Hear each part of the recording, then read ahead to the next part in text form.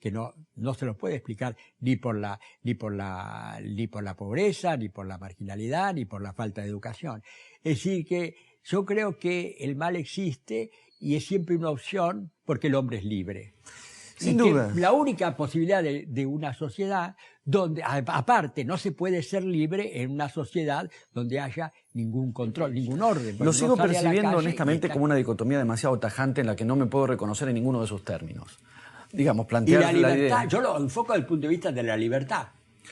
Sin dudas, pero pensar que la opción Toda es... libertad más allá de los límites, decía Hegel, no es auténtica libertad. Sí, Juan José, pero tampoco estamos frente a una dicotomía entre un Estado policial y la violación de niños. No, nadie, por supuesto. Nadie está a favor de... Pero yo creo que hay una fuerte inflexión en términos de lo que se puede pensar en términos de inseguridad, una fuerte inflexión hacia una sociedad de panóptico casi, ya que vos mencionabas a Foucault, de control total.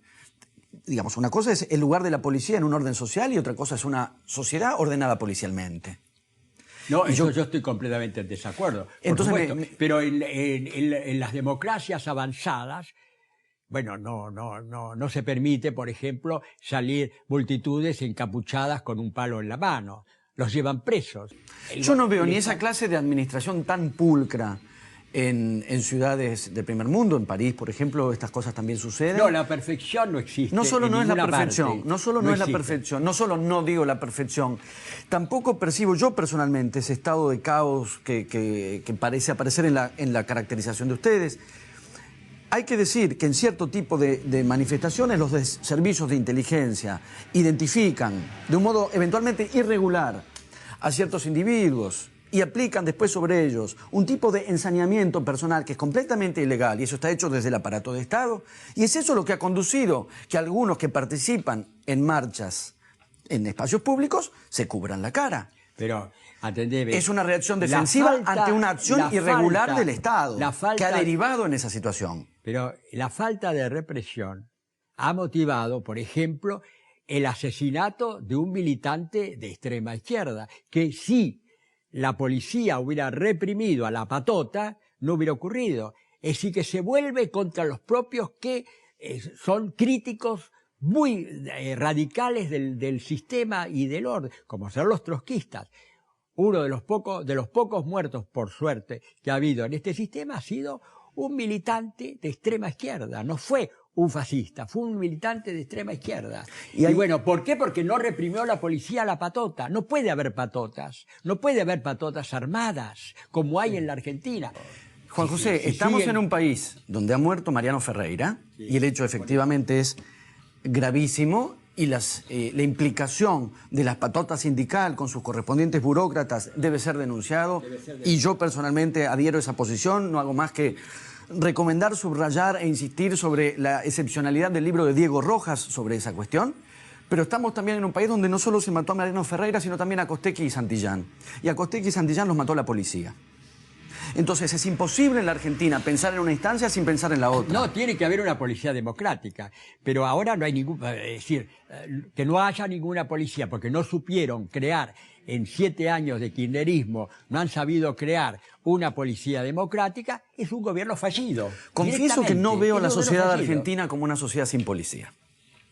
Honestamente, la percepción de que estamos en un estado de caos y no hay policía que intervenga no es la percepción que tengo. Sí, tengo la percepción de que estamos en una sociedad donde cierto tipo de mecanismos represivos, habitualmente salvajes y feroces, se han contenido, y yo lo celebro. Ya que comparábamos 2 etapas en el tema de la policía y de la represión, me gustaría comparar también 2 etapas en un tema que tanto Juan José como vos han abordado, que es el tema de la relación entre el fútbol y la política. Vos, de manera particular, en 2 veces junio, abordás el tema del Mundial del 78 como una cuña utilizada por el gobierno militar para tratar de ocultar o maquillar lo que fue la represión ilegal, la ESMA en particular, que estaba al lado del estadio de River, etc. Juan José también ha escrito la Era del Fútbol, ha escrito una cantidad de libros en donde señala que existe ahora el telefútbol y existe una cantidad de negocios alrededor de todo esto y que todo esto está vinculado a la política. Y así como en aquella época terrible, nefasta de los militares existió el Mundial de Fútbol, ahora existe el fútbol para todos. Hay, salvando todas las distancias, una identidad filosófica entre esto. ¿Cómo lo ven ustedes? Yo veo una diferencia absoluta. Ahí tengo zonas de acuerdo con Juan José y zonas de grandes diferencias. La primera gran diferencia es que a mí el fútbol sí me gusta mucho. Sos hincha de Boca fanático. Sí. Pero sí creo que podemos compartir otra zona al respecto, que es mi recelo profundo por los mecanismos de patriotismo o de patrioterismo que se activan. Así. Siempre estuvo vinculado. El primer mundial de fútbol, ¿quién lo gana? Mussolini, en Italia. Y de ahí viene el gran furor del fútbol italiano. Lo que pasa, de algún modo, siempre fue así. Vuelvo sobre, de algún modo, el mecanismo del razonamiento en cuanto a lo que hablábamos antes. Sin dudas el fútbol tiene esos componentes. Lo que no implica necesariamente que el todo de ese fenómeno social quepa en esa caracterización. Sin dudas hay una utilización, como hay una utilización no ya del fútbol, sino en los Juegos Olímpicos del 36.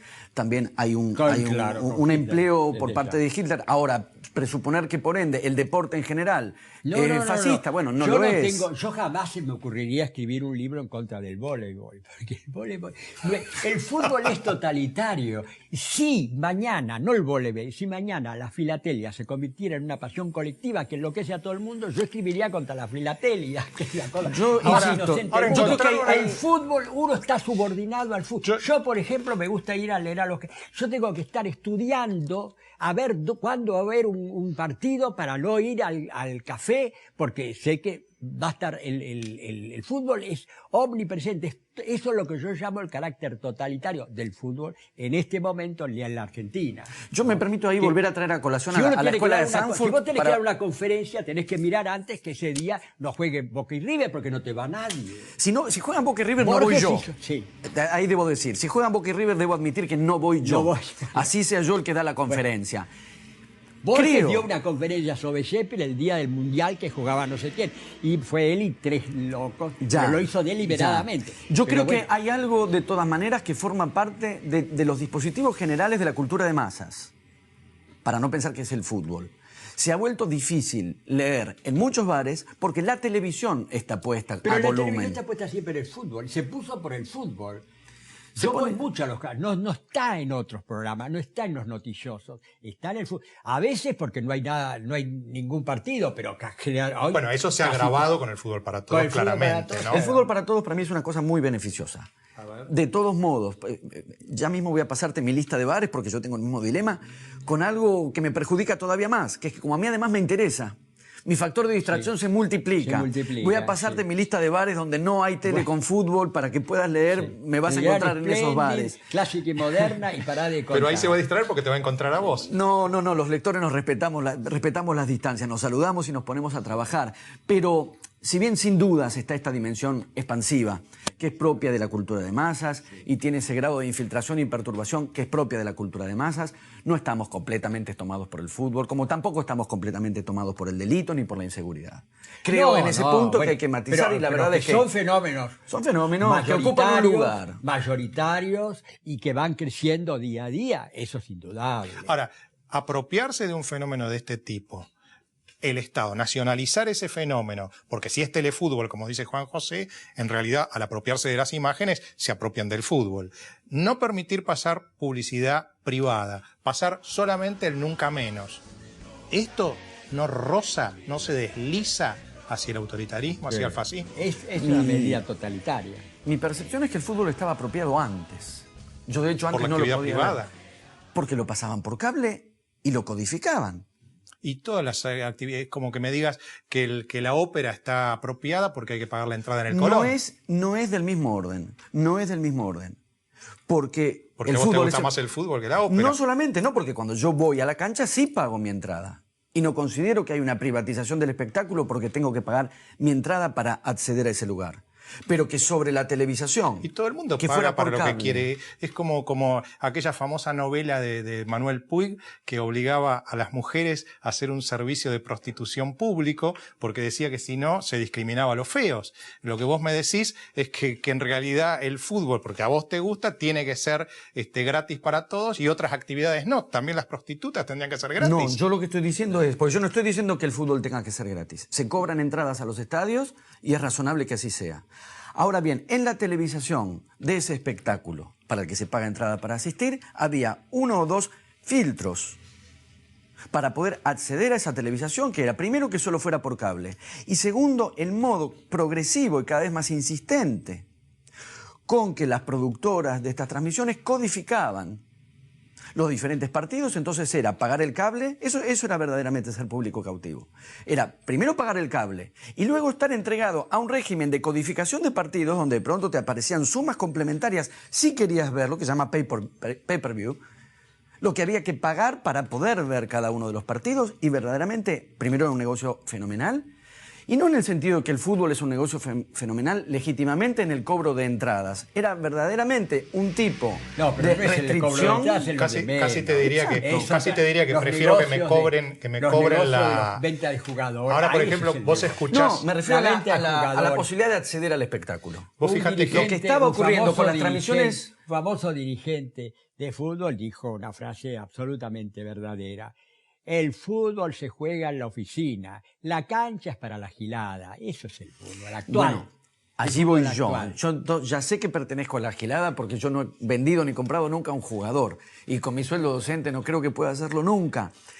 Pero creo que el punto al que se había llegado en cuanto a las posibilidades de ver razonablemente un espectáculo por televisión, que ya no era solamente el cable y pagar un servicio de cable, era un tipo de restricción casi extorsiva con respecto a las codificaciones. El costo ahora, en lugar de ser en dinero, es que el relator te diga, vamos Racing, que el flaco te apoya desde el cielo.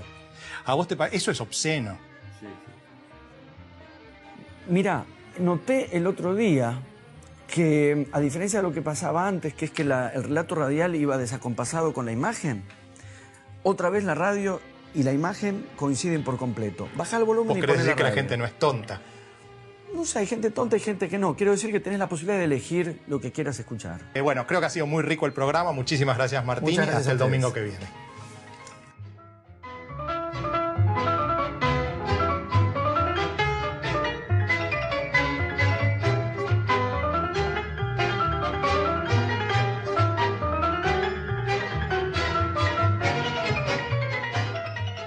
Una empresa joven en un mundo que avanza. Medanito, tenemos energía, somos energía.